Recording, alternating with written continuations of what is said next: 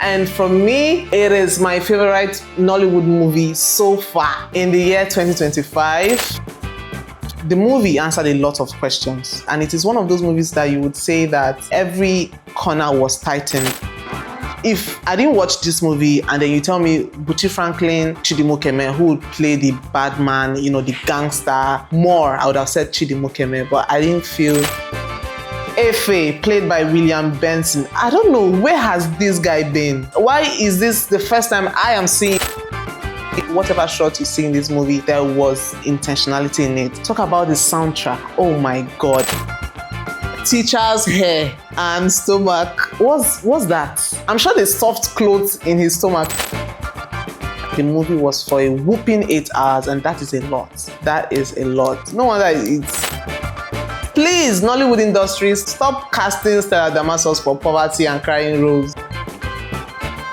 Ladies and gentlemen, welcome back to the Nollywood Insiders. Today we are reviewing the movie To Kill a Monkey. This movie has spurred a lot of reaction, and for me, it is my favorite Nollywood movie so far. I don't know if anybody is going to beat what To Kill a Monkey has done in the year 2025. We'll see about that. To Kill a Monkey is produced and directed by Kem Adetiba, the king of boys crooner. And I made a content sometime last year talking about the fact that we have been waiting for this movie, To Kill a Monkey, for the longest. It took 2 years after production to get this movie out. I just kept wondering, what's up? It's been 2 years. And then the movie comes out and I realize it is an 8-hour movie. As in, you're going to sit down for 1, 2, 3, 4, 5, 6, 7, 8 hours on top one movie. I feel like that's a lot, but I feel she also balanced it by giving us a lot of chaos. You would think this is the peak and then you see something else that is more crazy. It would motivate you to keep watching, and you won't even know when the 8 hours elapses. So it's a good side and also a bad side. It's time killing but entertaining. The storyline basically bothers around the life of a young man who has seen shege in life. When you see intelligent, a graduate, but broke, busted, and disgusted, that is basically the story of Afegbai. It was played by the phenomenal Benson. He's this tech person who has this idea on an app that could prevent scammers from replicating a lot of things, but then he tried pitching it. Village people didn't let it work. Every single time it just keeps failing. He's trying to pitch it to someone, and then eventually when he gets the moment, when he is in this big company, all the top leaders are seated waiting for him to pitch his dream, his life, hope, and everything. Eventually his laptop was stolen. He couldn't do it anymore. It was just from one downfall to the other, from one problem to the other. The mom just died, the wife got pregnant, and it wasn't planned. And guess what? It was triplets. When you barely can afford to eat, you end up having triplets. It's crazy. And he just got it up to here. It was too much for him to bear. Eventually, he met an old friend who is into the scamming business, and he turns his idea, his idea was a way of preventing scammers from doing certain things. But now he's working with a scammer, so he just helped him to aid and make it even bigger, better, scamming companies abroad in billions and millions of dollars and stuff like that. And then the brotherhood, that the bond that being in business with this guy had brought to him. Then there's this character called Teacher, played by Chidi Mokeme. He's more like their godfather in the scamming business. But since they had graduated into the tech aspect of scamming, his usual pattern went out of business, and they were earning in dollars so much more than him. And he wanted a percentage. He asked for 30% of whatever it is that they are earning, because he feels like they wouldn't have done it if he didn't introduce it to his friend. But then it started causing serious problem. The man started threatening his family, tried to kill his daughter, just kept going on. And then his friend Oboz the boss, started doing street things, killed his granddaughter. It was just a roller coaster of problems upon problems. Like I said, this is an 8-hour movie, so if I start going through all the things that has happened, we might not go home. But basically, this is the rundown of the storyline. Talking about the cinematography of this movie, I love it. I love it. You could see intentionality in every scene, in every shot. Whatever shot you see in this movie, there was intentionality in it. Talk about the soundtrack. Oh my God. In fact, one of them has been trending on TikTok lately, and it's just so beautiful to listen to. One of the things people don't know is that soundtrack in movie productions also help to build up emotions in the mind of your viewers, and it is also a very important, very vital aspect of production. And Kem Adetiba did take it seriously, and it came out amazingly well. Also, the costume department did a lovely job. Honestly speaking, I don't know, this inspiration could only be from God, because every aspect of this movie was amazing. The casting was beautiful, the costume was top-notch, the set location, the set design, everybody came with their A game to this production set. It's one thing to have a dream, you want to shoot a movie and this is how you want it to be, and it is something else to call people who are in this aspect of production and they give you their absolute best. It's prayer answered for movie directors, and I feel like God actually answered Kem Adetiba's prayers in this movie, because everyone gave their utmost best. Let us talk about some of the cast members. This is a star-studded movie. There are a lot of celebrity actors and actresses in this movie, but let's talk about a few of them. First things first, I believe that this movie was produced, directed for Bucci Franklin. Bucci Franklin, they act. Bucci Franklin, they act. I feel like this is the case of preparing for something all your life and then finally getting the opportunity to. The way he delivered his lines, his role in this movie, you would think he has been preparing for this all his life. You could feel the aura for aura. You could feel the streets, the street vibe. He was, I don't know the word to describe Bucci Franklin's performance in this movie. As I was watching, I was like, Bucci Frank, as in give them.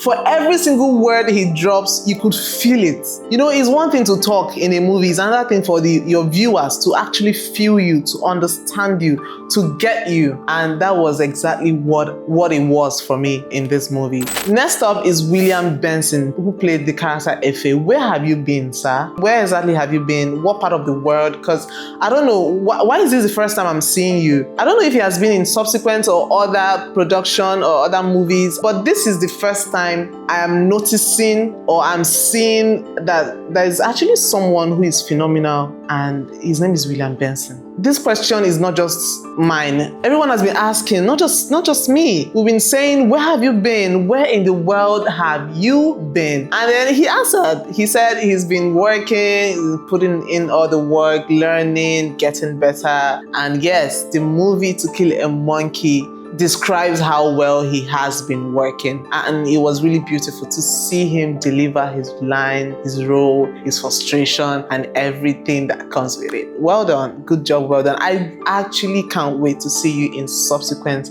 Nollywood movies. Let's talk about the character Stella Damasus, who played the role Nora. She is the wife of Efe's character, and she did a good job. I just feel like this stereotype of crying, poverty, weeping, when I saw, that she was the wife who is suffering, going through a lot, she cried at some point. I'm like, God, I'm tired of seeing this lady cry in movies. Honestly, I don't know, if I were her, I would say, if you want to come in for any movie, I'm not going to cry. I'm done crying in Nollywood movies, because even growing up as a child, every time you saw her in a movie, you know that it's either poverty or more, someone is dying, she's weeping, she's having to scrape off her hair and cry. And watching her cry again in this movie, I was like, but then, on the flip side, money eventually came and she still did well. That is to tell you that aside from the crying and the weeping, the poverty and everything, she's actually a good actress. So please, Nollywood industries, stop casting Stella Damasus for poverty and crying roles. I beg, we don't try. I'm personally tired. So the character Idia, played by Lilian Afegbai, she is the wife of Oboz, and I feel like she has the qualities of a good wife. She knows what it means to put her family together, and that is one of the characteristics every woman should have. About her performance, it was good. I love how she spoke the Edo pidgin. It was perfect. I don't know if she's from Edo, but that was really awesome. It was mind-blowing. It's really depicted the character very, very well. If she's not from Edo, then she did a very, very serious background check and she delivered it 100%. Also, we have other cast members who are phenomenal, such as Bimbo Akintola, we have Ireti Doyle, Teniola Aladese, Michael Ejo, we have Chidi Mokeme and Sunshine Rosman. All amazing performance in the movie To Kill a Monkey. There are some certain intentionalities in the movie that I really love. And one of the smallest details that I really loved is the fact that Efe's laptop at the beginning scene, not the first scene basically, but the laptop had some dots, some ink, and it was a beautiful detail for me. They could have given us, put a laptop that is normal, that is good, and we would have gone through with it. But I love that she paid so much attention down to the details of the screen of Efe's laptop. But I don't think the first scene was really, really necessary. Truth is intriguing. It will make you want to watch the movie. It was more like a ritual where Oboz boys come and take an oath to be loyal to him until he releases them. But I don't think it was as relevant as it feels to the movie. Because when you watch that first scene, you begin to think that, oh, so this is like a spiritual movie where oaths are being taken, someone fails and the person dies. But eventually the storyline is totally different from the opening scene. I know that they try to connect the first scene by bringing one of the boys there to come and testify against Oboz. But honestly speaking, the first scene had a lot of tension, had a lot of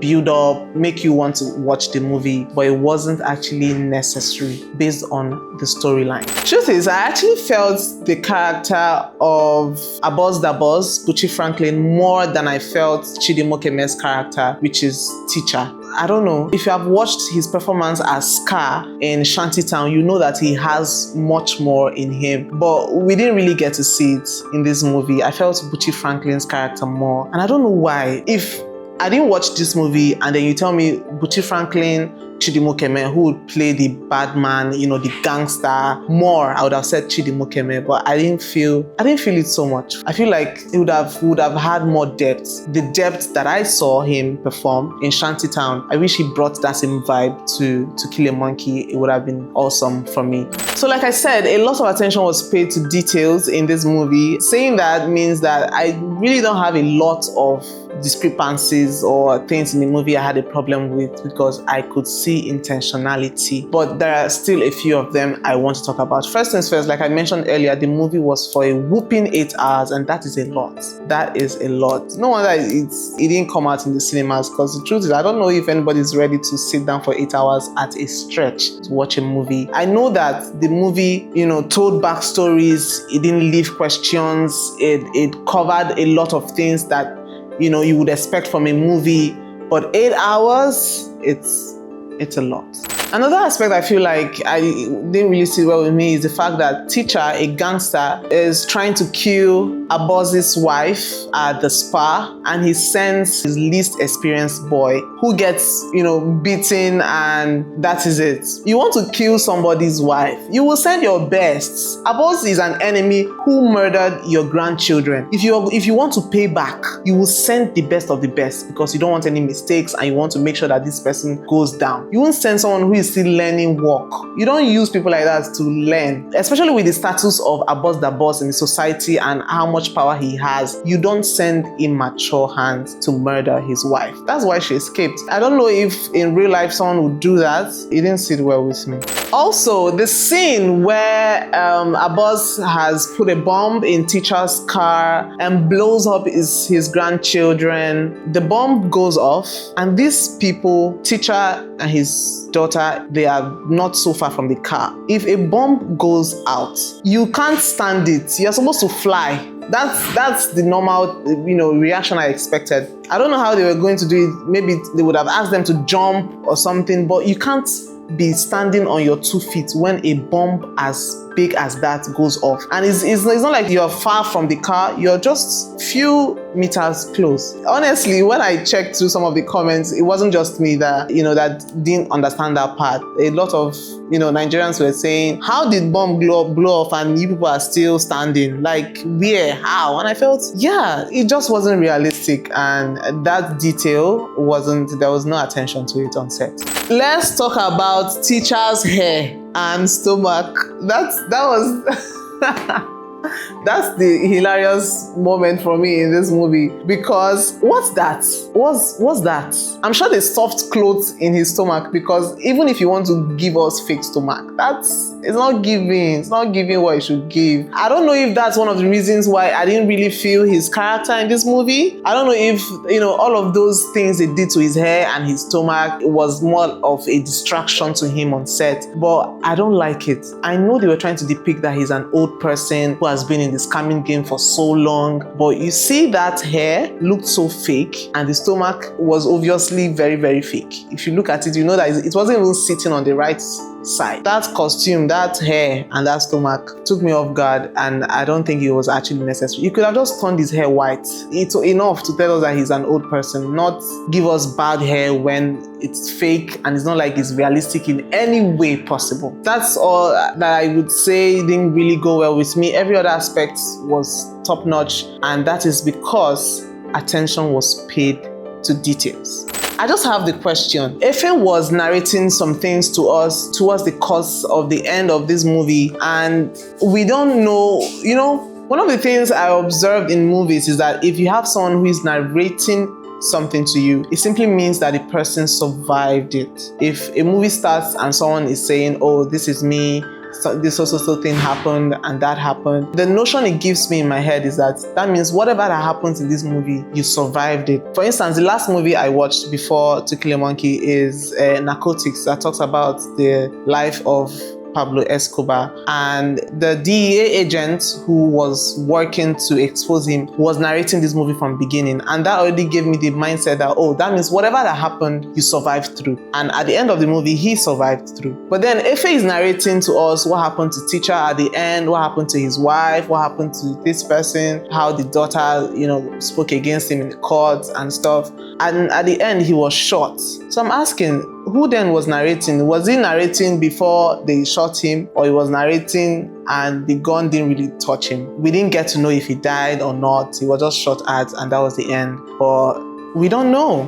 The movie answered a lot of questions. It answered a lot of questions, and it is one of those movies that you would say that every corner was tightened, every question was answered. If you want backstory, they gave it. If you want explanation, they gave it. Every single thing that happened, they gave an explanation to it, and that was lovely. In fact, for the fact that the movie took 8 hours, it would be really heartbreaking if there were no backstories and if it left us with a lot of questions. It would be a flop on the story writers, and it's a good job well done from me. Also, I was expecting that Efe would team up with Oboz and kill teacher, but no, he took the wrong turn. The fact that Efe was intelligent didn't mean that, he was smart enough to know what to do. He was in denial of his true self. He always seeks the easier way out, and he wasn't ready to do the hard work. So my rating for the movie To Kill a Monkey is a solid 9/10. I have not given any movie 9/10 ever. That is to tell you how amazing and how dear to me the movie To Kill a Monkey